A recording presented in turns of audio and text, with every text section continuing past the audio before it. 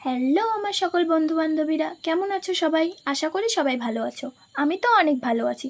আজকেও একটা ব্লগ নিয়ে আসলাম। এটা আমার ড্রিম প্লেসের মধ্যে একটা। দিনটা ছিল সোমবার, আবার শ্রাবণ মাসের দ্বিতীয় সোমবার, তো ছুটিও ছিল সেদিন। রাতে হঠাৎ করে প্ল্যান হলো, চলো কোটিলিঙ্গেশ্বর যাওয়া যাক। যাবো বলে রাত 3টার দিকে অ্যালার্ম দিয়েছি। 3টার দিকে উঠে রেডি হয়ে 5টা নাগাদ বের হয়েছি। 3 ঘন্টা রাস্তা ছিল। 8টা নাগাদ পৌঁছে গিয়েছি। গিয়ে পরপর 2টা মন্দির ছিল পুজো দেওয়ার জন্য। আমরা প্রথমটা দিয়ে বের হয়ে দ্বিতীয়টাতে গেলাম। সবাই তো পুজো দেওয়ার জন্য লাইন দিয়ে আছে, আমিও লাইনে দাঁড়ালাম। ফাইনালি মন্দিরের ভিতরে প্রবেশ করলাম, পুজো দিয়ে বের হলাম। আমার হাতে কয়েকটা ফুল ছিল, সেগুলোই শিবলিঙ্গের মাথায় দিচ্ছিলাম। আমার এতটা ভালো লাগছিল, মনে হচ্ছে ওখানেই থেকে যাই। সত্যি এত সুন্দর জায়গাটা, জাস্ট অসাধারণ। আমার তো আসতেই ইচ্ছা করছিল না, আমাকে টেনে নিয়ে আসা হয়েছে। যাই হোক, আমার ভিডিওটা কেমন লাগলো অবশ্যই কমেন্ট করে জানাবেন। আর ভালো লাগলে লাইক আর সাবস্ক্রাইব করতে একদম ভুলবেন না।